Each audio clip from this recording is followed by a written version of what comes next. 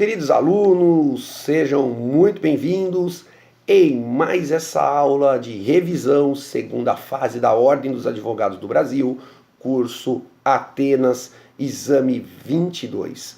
Dando continuidade aos nossos trabalhos, estamos revisando o direito penal parte geral, estamos já na aula de número 7, espero que você esteja persistindo, espero que você esteja fazendo caderno, espero que você esteja assistindo essas aulas quantas vezes for necessário, porque aqui nós não temos número de visualizações, você assiste os vídeos quantas vezes você quiser. Por quê, turma? Porque essas aulas nós julgamos ser de suma importância para que você possa realizar as questões dissertativas, bem como o desenvolvimento do direito nas peças práticas processuais. Então, para quem está nos assistindo novamente, preste muita atenção.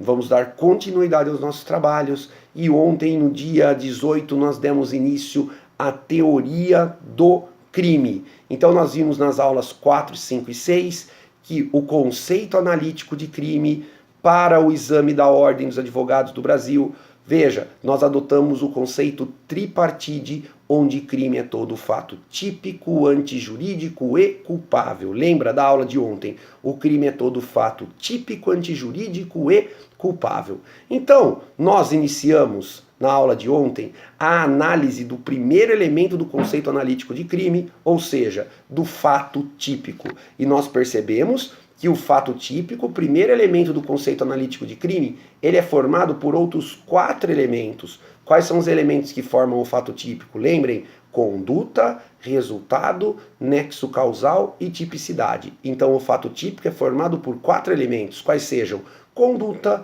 resultado, nexo causal e tipicidade. Apenas a título de revisão, nós vimos ontem que a conduta é toda ação ou omissão humana, consciente, voluntária, dolosa ou culposa, dirigida a uma finalidade. Nós vimos ainda que o resultado que nos interessa nesse momento do nosso curso é o resultado naturalístico, que era a modificação do mundo exterior provocado pela conduta do réu.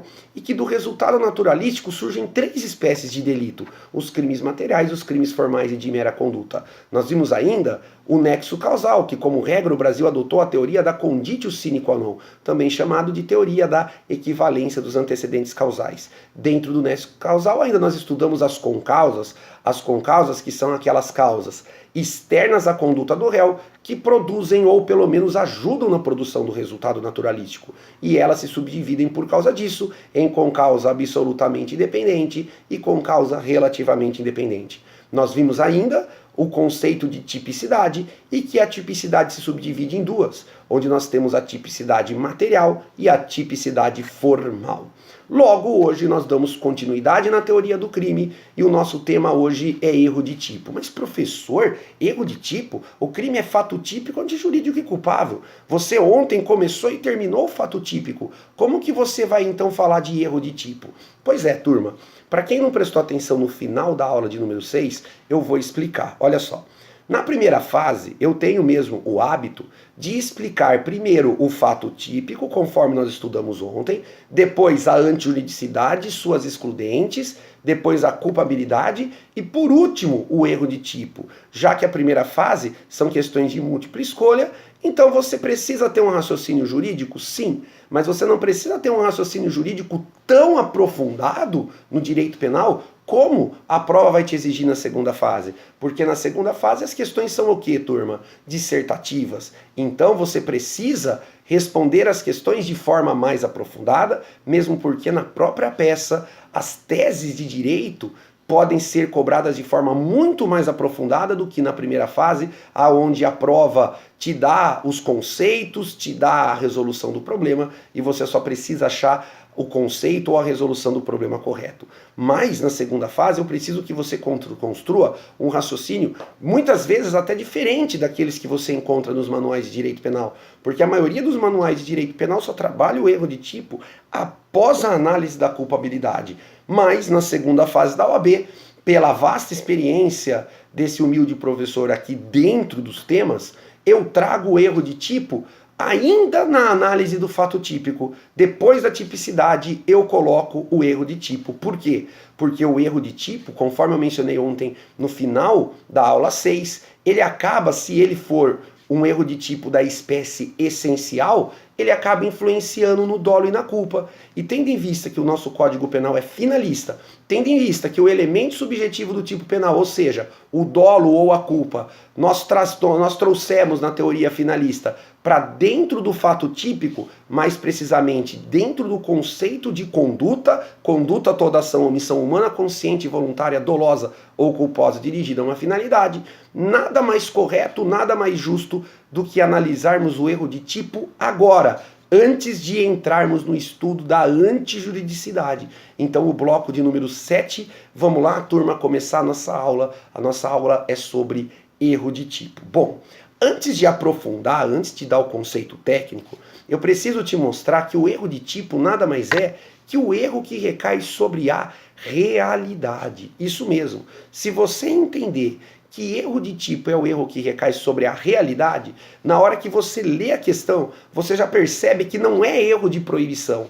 Erro de proibição que nós vamos abordar num estudo da culpabilidade, porque o erro de proibição, ele vai acabar, se for inevitável, absolvendo o réu, vai acabar isentando a pena do réu, porque exclui um dos elementos da culpabilidade, conhecido como potencial conhecimento da ilicitude. Mas isso é para os próximos blocos. Então hoje nosso tema erro de tipo, o que eu quero que você perceba? Que o erro de tipo é o erro que recai sobre a realidade. O erro de tipo é o erro que recai sobre a realidade. Em outras palavras, o réu sabe que determinada conduta é criminosa.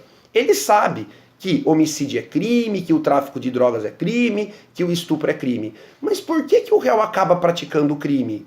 Por quê? Porque ele não sabe que naquele momento, por um erro na realidade, na análise dos fatos, ele não sabe que na verdade ele está praticando aquele delito.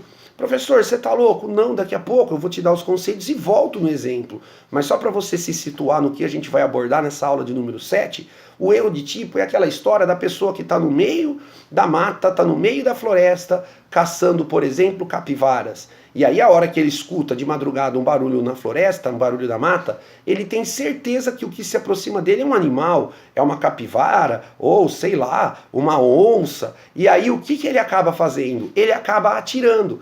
E a hora que ele vai ver na capivara, na onça, ou seja, no animal que ele ceifou a vida, na verdade ele não ceifou a vida de um animal. Ele acaba ceifando a vida de uma pessoa humana que estava perdida no meio da mata. Moral da história, turma, esse é o erro de tipo. O réu sabe que matar uma pessoa humana é crime de homicídio, mas por que ele acabou matando? Porque ele errou sobre a realidade, certo? Ele achou que era um animal, mas na verdade ele achou que era um animal, mas na verdade era uma pessoa humana. Tamo junto, galera. Então agora vamos entrar nos conceitos técnicos, porque é isso que a gente precisa para você ter sucesso na segunda fase. Então vamos lá, turma. Segundo o professor Fernando Capês, erro de tipo é o erro que recai sobre elementar, circunstância ou dado irrelevante da figura típica. Então o melhor conceito de erro de tipo para o exame da OAB, na minha opinião, é esse conceito do Capês. Erro de tipo é o erro que recai sobre elementar, circunstância ou dado irrelevante da figura típica. Pela última vez, repete comigo. Erro de tipo é o erro que recai sobre elementar, circunstância ou dado irrelevante da figura típica. Professor, eu não entendi. Então vamos lá, turma. Para você entender o conceito, você tem que entender, em primeiro lugar, o que é uma elementar. Elementar é aquela informação, é aquele dado do crime que, se você retirar, o crime desaparece, o crime deixa de existir. Professor, não entendi. Vamos lá, vamos pegar o crime mais famoso, o crime de homicídio. O que é o crime de homicídio? Homicídio é matar alguém. Mas quem é esse alguém que o artigo 121 do Código Penal fala? Esse alguém é uma pessoa humana. Então, o homicídio significa matar pessoa humana, tá? Qual é a elementar do crime de homicídio? é exatamente a vítima ser uma pessoa humana. Porque tira o fato que quem você matou é pessoa humana. Coloque no lugar da pessoa humana um cachorro. Matar um cachorro é crime de homicídio? Não, porque para praticar homicídio você tem que matar alguém. Alguém quem?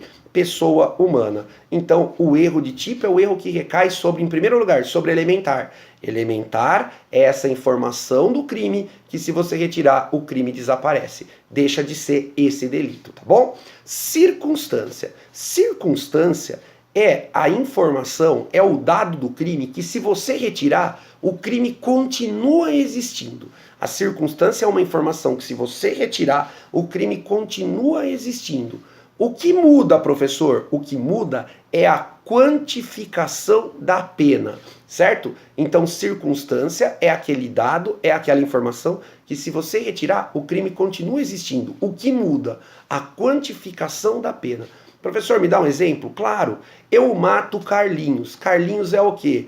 Um adolescente de 13 anos, tá? Eu mato o Carlinhos. O Carlinhos é um adolescente de 13 anos, tá bom? Mas eu não sabia que ele tinha 13 anos. Então eu errei sobre uma circunstância. Por quê?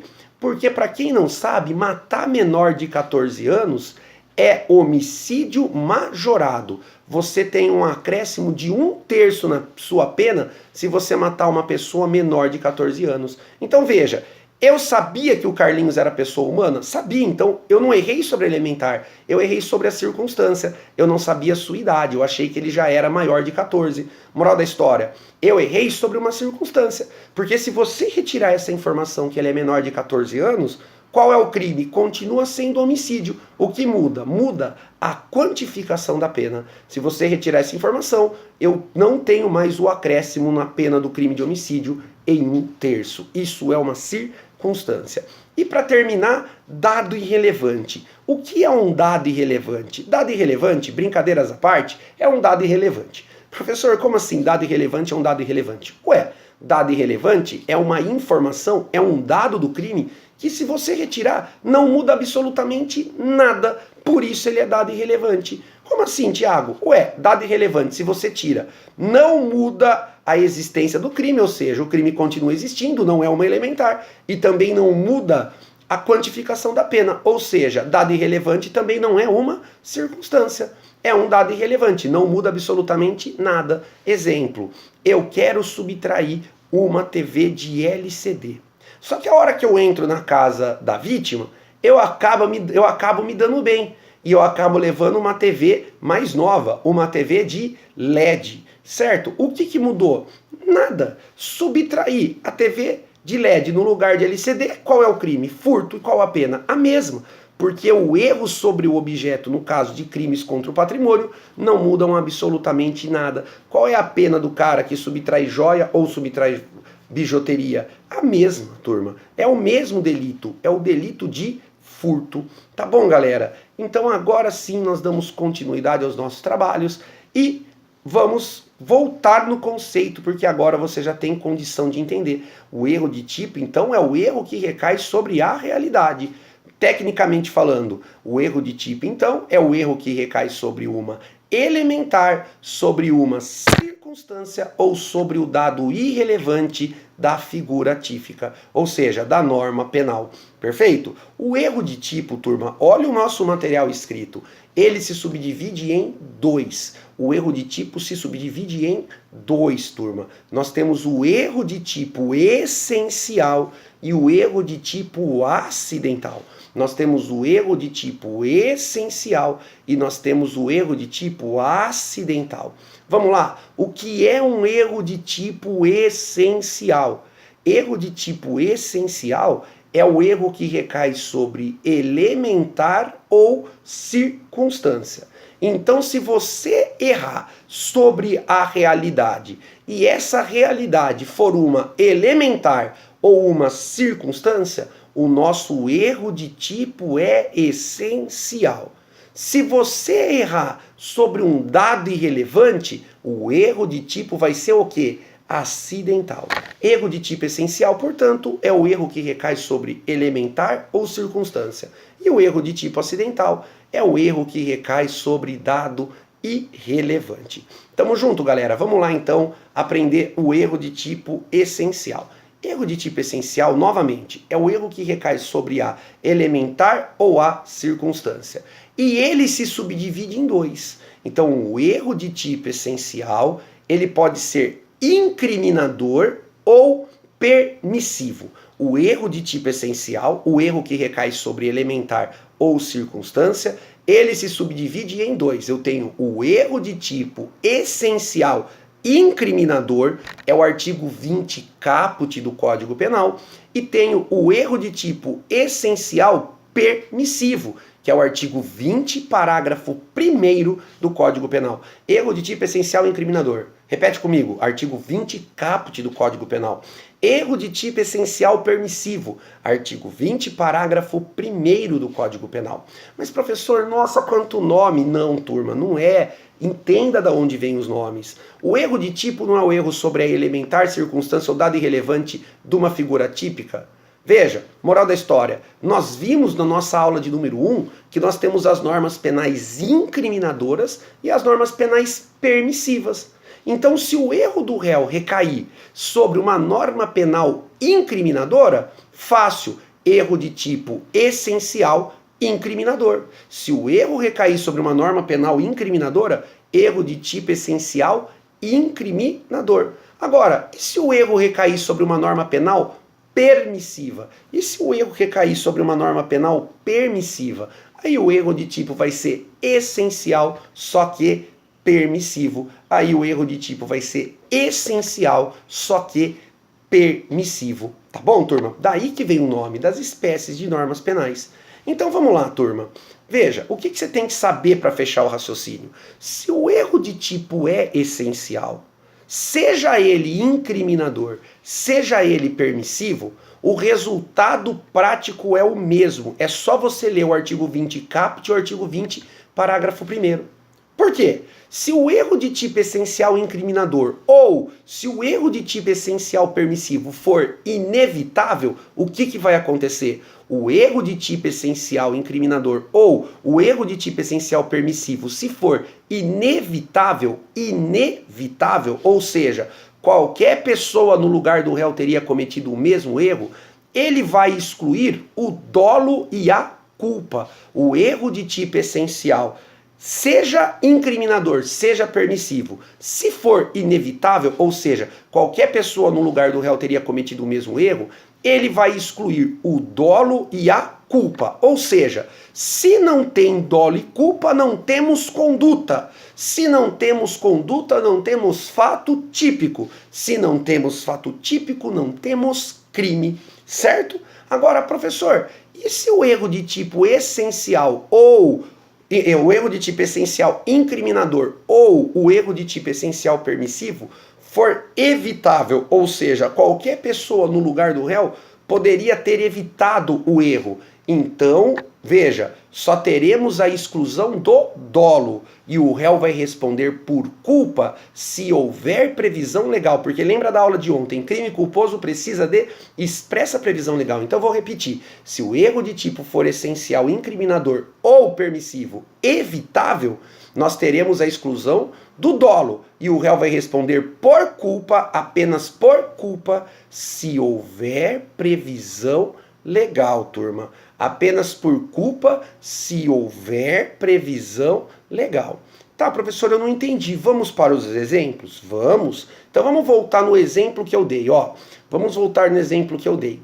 Vamos imaginar então que para desestressar todo, né, essa adrenalina aqui que a gente cria na segunda fase, toda essa insegurança, toda esse nervosismo, essa sensação que não vai dar certo, gente, confia em mim, vai dar certo para todo mundo, já deu certo para muita gente, por que para você não vai dar? Porque Deus não gosta de você? Claro que gosta, turma, gosta de todos. Veja, então para com isso, para de criar a teoria da conspiração.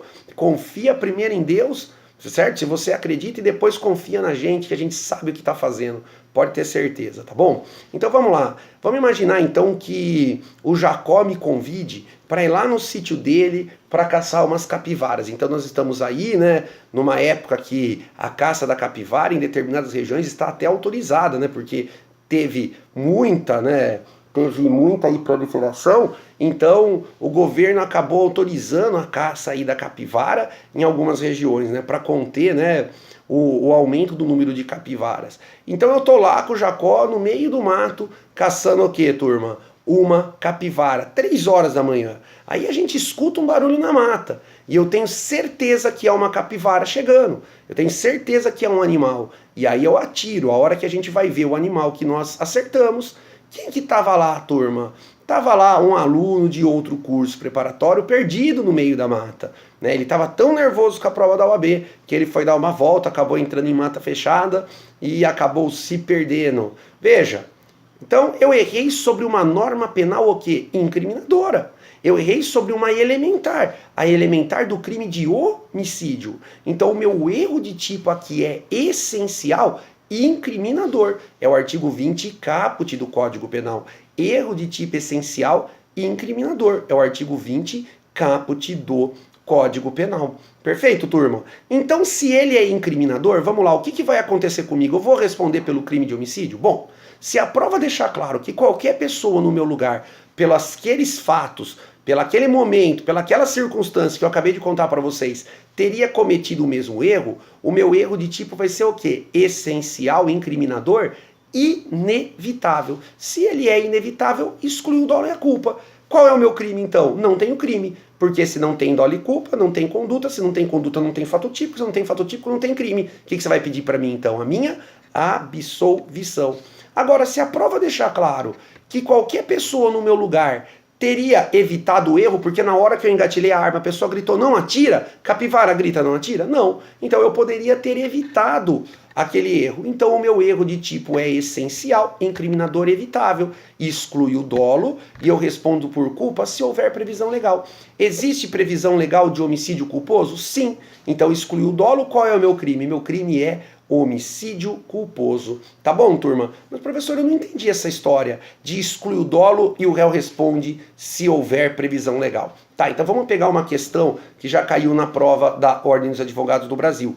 A prova contava que Larissa, uma senhora humilde, ela estava voltando para sua cidade de ônibus. Na hora que ela foi entrar no ônibus, né, sentido a sua cidade natal, ela é abordada por uma pessoa muito bem vestida, que aparenta desespero e pede para ela levar uma caixinha de remédios, de medicamentos para um parente que mora na cidade de Larissa, que estaria lá com uma doença terminal. A Larissa, muito bondosa, fala, não tem problema, fica calmo, deixa que eu levo, não precisa chorar, não precisa se preocupar. E aí ela pega essa suposta caixinha de remédio e leva. Só que a hora que ela chega na rodoviária da sua cidade, ela é abordada pela polícia.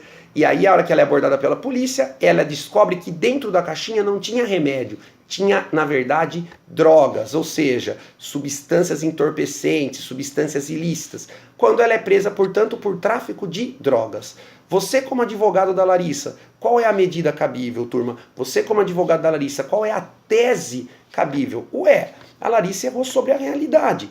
Por quê? Porque ela imaginava que dentro da caixinha tinha remédio, mas na verdade dentro da caixinha tinha o quê? Droga. Então a Larissa está em erro de tipo. A Larissa errou sobre uma elementar. Se fosse remédio, teria crime de tráfico de drogas? Não. Então ela errou sobre a elementar do crime de tráfico, que é exatamente a substância transportada ser o quê? Entorpecente. Então o erro dela é de tipo essencial, porque ela errou sobre a elementar. O tráfico de drogas é uma norma penal o quê? Incriminadora. Então o erro de tipo da Larissa é essencial e incriminador. Tá, professor, o que eu vou alegar então? Se a prova falar que qualquer pessoa no lugar da Larissa teria cometido o mesmo erro, o erro de tipo da Larissa é essencial e incriminador. Certo, senhores? Artigo 20 caput do Código Penal. Exclui o dolo e a culpa. Se não tem dolo e culpa, não tem conduta. Se não tem conduta, não tem fato típico. Se não tem fato típico, não temos crime. Agora, se a prova deixar claro que qualquer pessoa no lugar da Larissa teria evitado o erro de tipo é essencial incriminador, porém evitável. Exclui o dolo e o réu responde por culpa se houver previsão legal. Tá, exclui o dolo, o réu responde por culpa. Então o crime da Larissa é tráfico de drogas culposo, certo ou errado? Errado, porque não há previsão legal do crime de tráfico de drogas na modalidade culposa. Então aqui, sendo inevitável ou evitável, a única resposta é o quê? Que a Larissa deve ser absolvida. Porque mesmo excluindo o dolo e ela respondendo por culpa, não há previsão legal do tráfico de drogas na modalidade culposa. Beleza, galera? Perfeito? Agora vamos para um exemplo de erro de tipo essencial permissivo. Ué, eu já falei para você, é o erro sobre a realidade de uma norma penal permissiva. Como assim norma penal permissiva? Vamos lá, as excludentes de ilicitude, certo? Estado de necessidade, legítima defesa, exercício regular de direito ou estrito cumprimento do dever legal. Se você pegar o artigo 20, parágrafo 1º do Código Penal, que trata exatamente do erro de tipo essencial permissivo, você vai ver aí que está escrito em cima do parágrafo discriminantes putativas, ou seja, ó, imaginárias, certo? Então aquilo que você aprendeu na faculdade, como por exemplo, legítima defesa putativa, legítima defesa imaginária, na segunda fase da OAB, se acostume. É o artigo 20, parágrafo 1º do Código Penal, e o nome correto dele é o quê? Erro de tipo essencial permissivo. Vou dar o exemplo. O pai que mata a filha voltando da balada. Então você sabe, né, turma? Muitos alunos aí sabem, né? Aqueles que tiveram pais mais rígidos, que durante um tempo tiveram que sair escondido, né? Muita gente fez isso na vida, pode ter certeza. Sair escondido dos pais, principalmente as mulheres. Certo, turma? Então o pai acha que a filha está dormindo. E a filha, na verdade, a hora que o pai dormiu, pegou no sono, ela saiu pelo quintal, saiu pelos fundos da casa, pulou o muro e foi pra balada, certo? Quando dá umas 4h30, 5 horas da manhã, a filha tem que voltar. E quem já saiu escondido sabe que você não vai voltar pela porta da frente, você vai voltar pelo quintal, pelos fundos, pelo local que você saiu. Só que aí o pai já está quase acordando, ele escuta o barulho no quintal. E aí o pai tem certeza que é um ladrão. Então o pai pega a arma e atira no quintal. A hora que ele vai ver o ladrão que ele matou, ele fica o quê, turma? Assustado. Porque na verdade ele não matou um ladrão, ele matou a própria filha. Ou seja, turma, se fosse um ladrão tinha crime? Não, porque de fato ele estaria reagindo a uma injusta agressão humana. De fato o pai estaria em legítima defesa. Porém, ele estava sofrendo uma injusta agressão humana? Não, era simplesmente a filha que estava voltando para casa. Então ele errou sobre a realidade, só que agora de uma norma penal o quê? Permissiva. Qual norma penal? A legítima defesa, certo? Então o erro de tipo aqui é essencial, permissivo, artigo 20, parágrafo 1º do Código Penal. O que vai acontecer, professor? A mesma coisa. Se ficar provado que qualquer pessoa, no lugar do pai, cometeria o mesmo erro, então o erro de tipo é essencial, permissivo e inevitável. Exclui o dolo e a culpa. Se não tem dolo e culpa, não tem conduta. Se não tem conduta, não tem fato típico. Se não tem fato típico, não temos crime. Então o que você vai pedir para o pai da filha, da menina que foi assassinada voltando da balada? Você vai pedir o quê? Ah, absolvição. Certo, turma? Agora, professor, se fica provado que qualquer pessoa no lugar do pai teria evitado o erro. Então o erro de tipo agora é essencial, permissivo, evitável. Se ele é evitável, exclui o dolo e o réu responde por culpa se houver previsão legal. Existe o crime de homicídio culposo? Existe. Então, se o erro de tipo essencial permissivo for evitável, o crime do pai vai ser o quê? No meu exemplo, homicídio culposo. Tá bom, turma? Agora vamos para o erro de tipo acidental. O erro de tipo acidental é aquele que se subdivide, turminha, em 5. O erro de tipo acidental é aquele erro que recai sobre o dado irrelevante da figura típica, certo? O erro de tipo acidental, ele se subdivide em 5. Ah, professor, eu tô ferrado. Não, ferrado é continuar bacharel, lembra disso, tá? Então vamos lá, força, turma, você tá com o material aí, me acompanha. O erro de tipo acidental, em primeiro lugar, pode ser o erro de tipo acidental sobre o objeto. Erro de tipo acidental sobre o objeto. Eu já dei o exemplo. O cara entra dentro da casa para levar um iPhone. Só que a hora que ele coloca a mão na gaveta da vítima, ele acaba puxando o quê? Um Samsung Galaxy. Ué, ele errou sobre o objeto. Qual é o crime dele? O mesmo, é furto, certo? Então, erro de tipo acidental sobre o objeto, certo? Ele acha que ele está subtraindo um iPhone, ele está levando um Samsung Galaxy. O que mudou? Nada, porque o objeto para o crime de furto é irrelevante, tá bom? Segundo tipo de erro de tipo acidental, Erro de tipo acidental sobre a pessoa. Esse tem artigo, galera, que tem que ser citado. É o artigo 20, parágrafo 3º do Código Penal. Erro de tipo acidental sobre a pessoa. Artigo 20, parágrafo 3º do Código Penal. Artigo 20, parágrafo 3º do Código Penal. Certo? Então é aquela história assim, ó. Eu quero matar o meu pai, certo? Só que o meu pai, moreno, tem, por incrível que pareça, um irmão gêmeo, idêntico, certo? A ele. Então a hora que eu chego na casa da minha avó, quem está sentado na mesa tomando café com a minha avó não é o meu pai, é o meu tio, irmão gêmeo do meu pai. Então eu atiro no meu tio tendo certeza que eu estava matando o meu pai. Mas a hora que eu chego em casa, quem está lá sentado em casa? O meu pai. Eu matei a pessoa errada. Esse é o erro de tipo acidental sobre a pessoa. Observem que isso pode ser uma tese defensiva ou uma tese acusatória. No meu exemplo, isso é uma tese acusatória. Por quê? Olha o que fala o artigo 20, parágrafo 3º. Quando você erra sobre a pessoa, você responde como se tivesse cometido o crime contra a pessoa que você desejava. Então, mesmo tendo matado o meu tio, eu vou responder como se tivesse matado o meu pai, que é a pessoa que eu desejava. Então o meu homicídio aqui vai ser agravado pelo fato de eu ter matado um ascendente. Mas isso pode ser uma tese de defesa. Vamos inverter. Vamos imaginar que eu quisesse matar o meu tio, que é irmão gêmeo do meu pai. A hora que eu chego na casa da minha avó, quem está sentado tomando café com a minha avó na mesa não é o meu tio, é o meu pai. Eu achando que é o meu tio, eu mato. Eu matei o meu próprio pai. O meu homicídio vai ser agravado? Nesse caso não, ó. Você vai usar isso como tese de defesa. Eu vou responder, embora tenha matado o meu pai, por um homicídio simples. Vou responder como se eu tivesse matado o meu tio, que era a pessoa que eu queria matar. Beleza? Terceiro tipo de erro de tipo acidental. É o erro de tipo acidental na execução. É o artigo 73 do Código Penal. Erro de tipo acidental na execução. Artigo 73 do Código Penal. Tem nome latim para ele. É o famoso aberratio ictus. Erro de tipo acidental na execução, também chamado de aberratio ictus. Turma, não dá para confundir o erro sobre a pessoa com o erro na execução. No erro sobre a pessoa, ó, eu confundo a pessoa.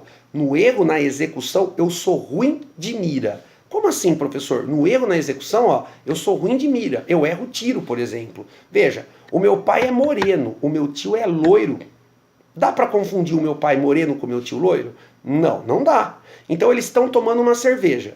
Eu quero matar o meu pai, eu atiro, mas eu erro o meu pai e acerto o meu tio. Mas não é porque eu confundi eles, eu errei o tiro. Veja, qual é o resultado? Eu vou responder como se tivesse matado o meu pai, que é quem eu desejava matar. Homicídio agravado. Certo? Agora, isso pode ser uma tese de defesa. O meu pai moreno está tomando uma cerveja com o meu tio loiro de olho claro. Certo, turma? Eu atiro para matar o meu tio. Eu sou ruim de tiro. Eu erro o tiro e mato o meu pai. Mesmo tendo matado o meu pai, eu vou responder por homicídio simples, porque eu vou responder como se tivesse matado o meu tio. Ou seja, eu não respondo pela agravante de ter matado o ascendente. Tá bom, turma? Próximo erro de tipo acidental é o erro de tipo acidental sobre o resultado. É o artigo 74 do Código Penal. Também tem nome latim.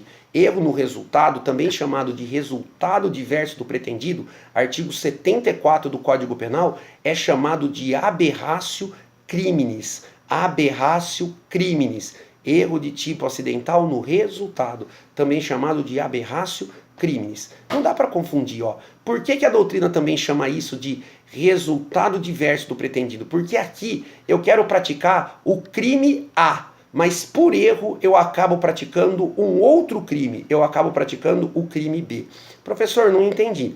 Vamos imaginar então que eu quero estourar o vidro do carro do Ivan. Então eu pego um tijolo e vou estourar o vidro do carro do Ivan. Que crime que eu quero praticar? Que resultado que eu quero praticar? Eu quero praticar o crime do artigo 163 do Código Penal. Eu quero praticar o crime de dano. Só que como tá de noite e o carro do Ivan é todo insulfilmado, eu não enxergo dentro do carro do Ivan. E a hora que eu jogo o tijolo para estourar o vidro do carro do Ivan, o Ivan abre a porta e acaba sendo atingido com o tijolo na cabeça.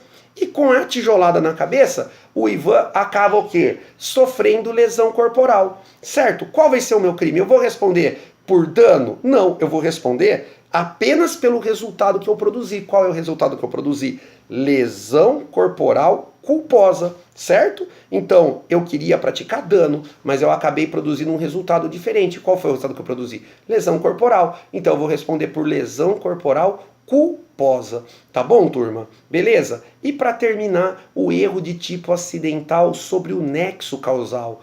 Erro de tipo acidental sobre o nexo causal. Aqui também tem nome latim, é o famoso aberratio causae. É o famoso aberratio causae. Ué, eu erro sobre o nexo causal. É aquele exemplo que você vai lembrar do livro. Vamos imaginar então que o Márcio está andando em cima da ponte. Certo? O Márcio está andando em cima da ponte. E eu quero matar o Márcio. Então eu viro pro Márcio e falo assim: Márcio, olha para mim. A hora que ele olha, eu atiro. Certo? Então eu quero matar ele com um tiro. A hora que eu atiro, eu acerto o peito dele. Ele se desequilibra e acaba o quê? Caindo da ponte. E aí vamos imaginar que fosse uma ponte muito alta. Vamos imaginar que ele caia de uma altura, sei lá, né, turma, de 15, 20 metros. E aí a prova fala que a perícia constata que ele não morreu em decorrência do tiro. Ele morreu em decorrência da queda. Mas quem provocou a queda, turma? Fui eu. Eu queria matar ele com um tiro, mas eu acabei matando ele em decorrência da queda da ponte. Isso mudou alguma coisa? Não. Nesse caso aqui, o erro sobre o nexo causal foi irrelevante. Foi o que então? Um aberratio causal. O meu crime continua, mesmo errando sobre o nexo causal, sendo de homicídio. Tá bom, galera? É isso aí. Continue estudando. Esse bloco ficou um pouquinho maior que os outros, mas pelo menos nós terminamos o estudo do erro de tipo e no próximo bloco nós daremos início ao estudo da antijuridicidade. Fiquem com Deus, continuem estudando e tchau.